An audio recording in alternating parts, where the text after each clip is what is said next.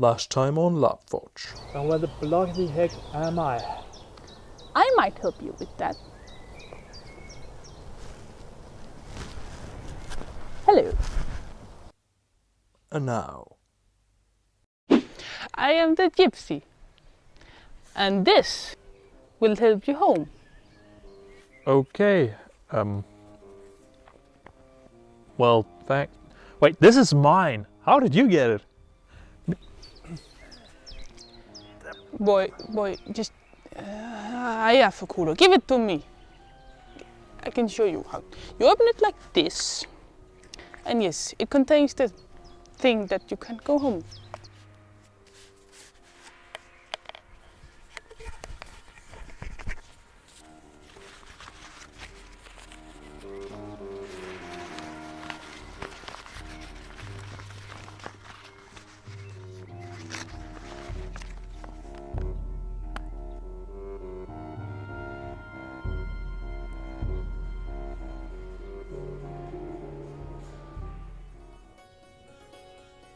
And you will need this too. A character sheet? Yes, a character sheet. Why do I need a character sheet? To know who you are. But I already know who I am. Then who are you? I'm the LazyLarper. You are not the LazyLarper. You are Tobias. For the last time, I am not Tobias.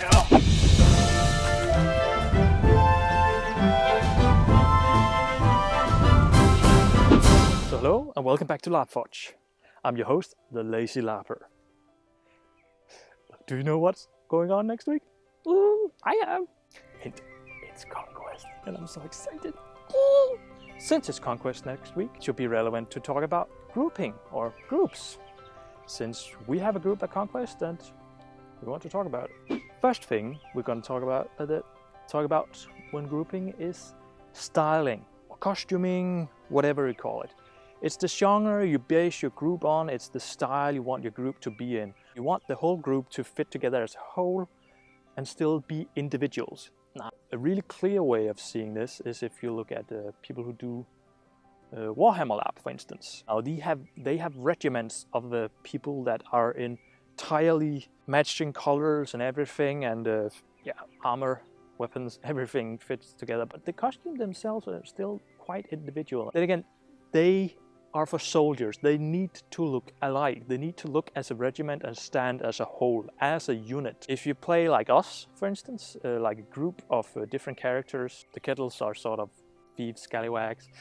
But if you're playing these characters, you still want it to fit together, the genre that your whole group is based on. Our group, for instance, the Kettles, we are a bunch of farmers, thieves, drunk people, brawlers, butchers, scoundrels. And our genre in itself is, we need to fit into Conquest of Mythodea, so we need to be based in medieval times. But at the same time, we don't want to be pure medieval. So we based the Kettles around steampunk. But steampunk and medieval times, well, not entirely pure, Victorian steampunk, because we want to be really dirty. We are sort of you call cowboy steampunk in medieval times. The closest thing you can compare us to is probably like an Irish street gang, like you see in Gangs of New York. That's actually the closest thing that are to the Kettles. Now that we have our genre, that's the genre we based on, then we can start making our individual costumes. Because we don't want uniforms, we want individual costumes. And if you look at mine here, that's actually a traditional medieval costume. It's not very steampunky and it's not very... Yeah, let me change into something different. As you can see, this is a very different costume from the other one, and it's actually not the entire costume. I have some parts I already packed, so hope you bear with me. This here is a little more steampunk inspired. You have the jacket here, you have the vest, you have this shirt, which I might add don't have a flip up here. Weapons that fit for farmers. Now the tall hat, well, we're talking steampunk, we're gonna need a hat. And of course, if we're talking steampunk, we're gonna need goggles. Personally, I don't think you should have goggles just to have goggles. They should have some form of purpose. In my case, they open locks. But now, we have the whole costume here. We have sort of the genre down. This here's just our style, and it might be very different from each other still. So in order for us to stay together even more, we made this. It's a shoulder pad with our logo on. It's a little piece of armor that sort of fits in with the style of our group. We could have made a scarf or something that's smaller, but it would sort of blend in with the rest of the costume, so it would be hard to see. This here, other people can see. Represents our group very clearly. Now our group also do stealth and spy missions, so having an entire costume that was based in the same colors might have been a problem. This little thing here you can take off if you want to go out spying. Now our group is based in the fire camp, and in order for us to show that we are a member of the fire camp, we have chosen to wear a red collar somewhere in our costume. Something clear in our costume. Now I've packed mine, but it's a red scarf.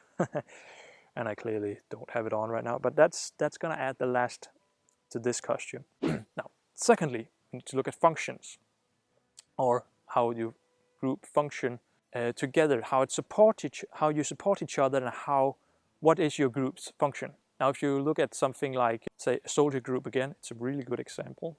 You have a lot in the group who are all based on fighting, but they all have very special areas in order to sort of support each other. You have the guy who could do shield breaks. You have the guy who's really good at fighting. You have the guy who's a tank. He has so many hit points, it's insane. And you have the doctor who can heal you. If you could compare it to sort of like World of Warcraft, where you have in raid groups where you have a tank, mage, priest, and all that stuff. You need to support each other. Now that being said, you don't have to create the traditional raid group, but you have to look at the group's core function. Now our group, the Kettles' core function is actually healing. We have a lot of potion makers and healers. So that's our main two focus areas. And the rest of us who are not healers, well, we work sort of like ambulance. We carry people, or we might do our own thing out brawling, keeping people away, or maybe getting some injured people so the doctor can make some money. Now we have styling, support each other, make your group's function clear. And the last thing, which is the most important thing, relations. Roleplay, for me, roleplay is about roleplay. The essential, when you're doing a group, you have some really good options of doing role play. You can beforehand create plots together with other characters, other players that you're in a group with, and make it group dynamic. The Kettles, well, we are sort of like a family. You have William Kettle, which is the father. You have Torkild Kettle. You have Torbjörn Kettle. Then had me, Tobias Kettle. Well, that's a lot of cheese, but we all brothers, and one of us is a bastard. Now our storyline together, or our relation to each other, and we are competing for the inheritance of our father. And by competing, I mean the one who survives gets the treasure. So you can see there's going to be a lot of not trusting each other so much. That, for instance, that's what you call group plot. That's personal plot. Or it's not group plot, but it's our plot in the group. Our group's plot. Because our group have a plot. Or we don't have a plot, but we have sort of like a goal, what you could call it. We want to be the rulers of the underworld. We want to rule the gangs, rule the thieves, all that stuff. We want to control, and we want our own land. So we are fighting all the other street gangs, or at least we try to fight them. Our group, that's our overall goal. We don't really care so much about the whole plot of the entire scenario. We have our own goal, and that's what we're fighting for. Another example is like Sophie and me is like we're playing that we're married in game, which means that we can be the bickering couple that we always are. It could also mean that each time I look at another girl or another woman, she just slaps me because I'm not supposed to do that. These small things give you something to play off and something to play with, and if you are in a group, you have these small things to play off each other. And if you're in a new group, you don't know people, then it's a good idea probably to meet up with them. Say if we're going to Conquest, it's a good idea to meet up before and at least know each other's in-game names. For crying out loud, know each other's in-game names, and then maybe figure out what are the other guys, what are they doing, what can I do in this crazy ass world. And how do what would my character feel against that character? So you don't have to stand in game and figure it out on the spot. When you're in a group, you have the advantage of being prepared. And you should definitely take that. If not meet the day before, then just maybe meet an hour earlier, or use the 10 first minutes to sit down and talk. Now, if you want to know more about our group, you can go over to my the LazyLarper's YouTube channel. I'm going to put the link in the description. And there we have put out videos of the characters and people who play them from our group. Not all of us, but a big part of us. That's it for now, and now I need to hurry home because it's getting dark and I need to pack so I can get off to Conquest next week. Tally-ho! Well, see you next time.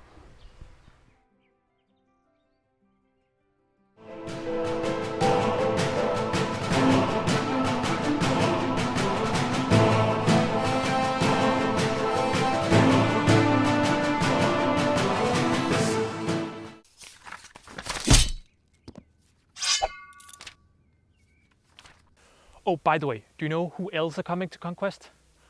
Kristen Bromley. You should definitely check out her YouTube channel. She's also coming onto the LARPing.org team. And our very own Ivan from LazyLarper. I'm so looking forward to meeting them in person. So, anyway, if you're there, go check out us in the fire camp or visit the other guys. I think they're in they should be in the Grand Expedition. And else just have a blast and enjoy the summer.